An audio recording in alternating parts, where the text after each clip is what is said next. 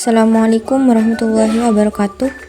Perkenalkan, nama saya Eka Kurnia dengan NIM 23210100735.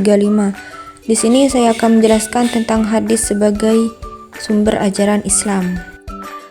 Yang pertama yaitu argumentasi kehujahan hadis perspektif Al-Quran. Hadis merupakan sumber hukum Islam yang kedua setelah Al-Quran dan berfungsi sebagai penjelas ayat-ayat Al-Quran yang masih bersifat umum. Berikut beberapa argumentasi kehujahan hadis dalam perspektif Al-Quran. Pertama yaitu hadis berfungsi sebagai penjelas makna yang terkandung dalam ayat-ayat Al-Quran yang bersifat global. Yang kedua yaitu Al-Quran merupakan firman Tuhan, sedangkan hadis adalah sabda Nabi yang banyak memberikan penjabaran terhadap kemujmalan Al-Quran. Yang ketiga yaitu tanpa hadis, ayat-ayat Al-Quran yang bersifat umum akan sulit diimplementasikan dalam kehidupan manusia. Yang terakhir yaitu hadis merupakan sumber hukum Islam yang wajib dijadikan hujjah atau dasar hukum al-dalil al-syar'i, sama dengan Al-Quran. Yang kedua yaitu argumentasi kehujahan hadis dalam perspektif al-hadis. Hadis memiliki kehujahan yang kuat dalam hukum Islam dan menempati posisi kedua setelah Al-Quran. Hal ini karena hadis sangat penting dalam istinbat hukum Islam, karena terkadang penjabaran Al-Quran perlu penjelasan. Berikut beberapa argumentasi kehujahan hadis. Yang pertama yaitu hadis sahih dan hasan dapat dijadikan hujjah. Yang kedua yaitu hadis dhaif dan maudhu tidak dapat dijadikan hujjah. Yang ketiga yaitu hadis ahad boleh dijadikan hujjah dalam segala bidang menurut sebagian ulama. Yang keempat yaitu hadis ahad wajib diamalkan dalam urusan amaliyah, ibadah, kafarat, dan hudud, tetapi tidak boleh dijadikan hujjah dalam urusan akidah menurut sebagian ulama lainnya. Yang kelima yaitu Imam Abu Hanifah berpendapat hadis dhaif boleh dijadikan sebagai landasan hukum. Yang keenam yaitu Imam Malik bin Anas memegangi hadis sebagai hujjah bukan hanya pada hadis mutawatir, melainkan juga pada hadis mansyur, hadis mursal, dan hadis ahad. Yang terakhir yaitu Imam Syafi'i berpendapat hadis wajib dijadikan hujjah atau dasar hukum, ad-dalil asy-syar'i, sama dengan Al-Quran. Yang ketiga yaitu argumentasi kehujahan hadis dalam perspektif ijma'. Ijma' yang berarti kesepakatan dalam konteks hukum Islam merujuk pada kesepakatan para ulama dalam suatu masa tertentu tentang suatu hukum. Ijma' dianggap sebagai sumber hukum Islam setelah Al-Quran dan hadis dan memiliki peran penting dalam memperkuat kehujahan hadis. Berikut adalah beberapa argumentasi kehujahan hadis dalam perspektif ijma'. Yang pertama yaitu ijma' sebagai penguatan terhadap hadis. Yang kedua yaitu ijma' sebagai penafsir dan penerang hadis. Yang ketiga yaitu ijma' sebagai penentu hukum dalam kasus baru. Yang keempat yaitu ijma' sebagai penghubung masa lalu dan masa kini. Yang terakhir yaitu ijma' sebagai bukti kebenaran hadis. Yang keempat yaitu argumentasi kehujahan hadis dalam perspektif rasional dan teologis. Argumentasi rasional. Argumentasi rasional berfokus pada logika dan akal sehat untuk membuktikan keabsahan hadis.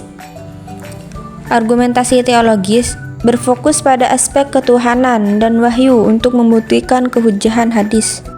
Assalamualaikum warahmatullahi wabarakatuh. Saya Rifana Isa Babil dari MTK 2 akan menjelaskan tentang posisi hadis dengan Al-Quran. Yang pertama, saya akan menjelaskan pengertian hadis dan Al-Quran yang merupakan sumber hukum utama dalam Islam. Kedua sumber ini saling melengkapi dan mendukung satu sama lain dengan menetapkan hukum dan ajaran Islam. Salah satu aspek penting dalam memahami hubungan antara hadis dan Al-Quran adalah posisi hadis dalam Al-Quran, khususnya dalam konteks bayan al-takrir dan al-tafsir. Bayan al-takrir merujuk pada penjelasan atau interpretasi terhadap ayat-ayat Al-Quran. Dalam konteks ini, hadis memainkan peran penting dalam memberikan penjelasan lebih lanjut tentang ayat-ayat Al-Quran. Hadis membantu menjelaskan makna dan tujuan dari ayat-ayat tersebut, serta memberikan panduan praktis tentang bagaimana ayat-ayat tersebut harus diterapkan dalam kehidupan sehari-hari. Selain itu, hadis juga berfungsi sebagai sumber hukum Islam yang independen. Meskipun tidak selalu setara dengan Al-Quran, hadis dapat memberikan panduan tambahan dan memperkaya pemahaman hukum Islam. Namun, penting untuk diingat bahwa hadis tidak boleh bertentangan dengan ajaran Al-Quran. Jika ada ketidaksesuaian, hadis harus diperiksa ulang dan ditinjau dari beberapa sumber hadis yang lain. Dalam konteks bayan al-tafsil, hadis membantu perjelas dan perdalam pemahaman terhadap ayat-ayat Al-Quran. Dengan bantuan hadis, umat Islam dapat memahami konteks dan makna yang lebih dalam dari ayat-ayat tersebut. Hal ini penting untuk memastikan bahwa interpretasi Al-Quran tidak terbatas dan dapat berkembang seiring dengan perkembangan pemahaman dan pemikiran umat Islam. Selain itu, hadis juga berfungsi sebagai sumber hukum Islam yang dapat diandalkan dan faktual. Hadis memberikan contoh konkret dan nyata tentang bagaimana ajaran Al-Quran harus diterapkan dalam kehidupan sehari-hari. Dengan demikian, hadis membantu memperkuat kepercayaan umat Islam terhadap ajaran Al-Quran dan memastikan bahwa hukum Islam tetap relevan dan berlaku dalam berbagai situasi. Dalam kesimpulannya, posisi hadis dalam Al-Quran sebagai bayan al-takrir dan al-tafsil sangat penting dalam memahami hukum dan ajaran Islam.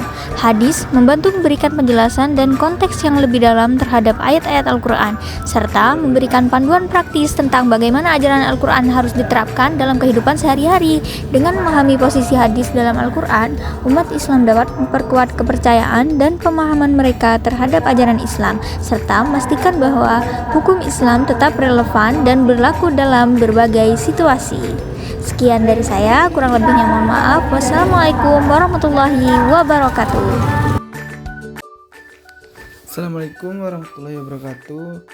Saya Herustian Suprayogi dari kelas Matematika 2 akan melanjutkan penjelasan tentang posisi hadis dengan Al-Quran. Nah, selanjutnya yaitu bayan al-takrir. Hadis berfungsi sebagai penjelasan terhadap Al-Quran dengan cara membatasi ayat-ayat yang bersifat mutlak dengan keadaan, sifat, dan syarat tertentu. Mutlak di sini berarti hakikat dari suatu ayat yang berorientasi pada zuhurnya tanpa memiliki batasan yang dapat membuat pagar hukum yang sistematis.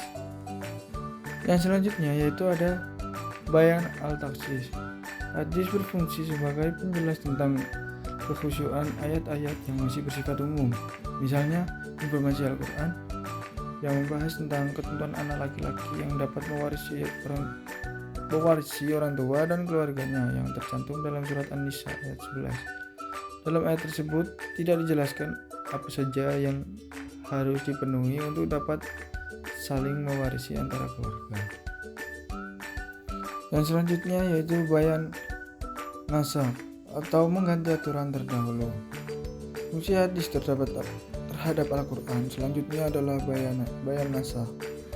Para ulama mendefinisikan bayan nasakh berarti ketentuan yang datang kemudian dapat menghapuskan ketentuan yang terdahulu, sebab ketentuan yang baru dianggap lebih cocok dengan lingkungannya dan lebih luas daripada yang dahulu. Contohnya yaitu tidak ada wasiat bagi ahli waris.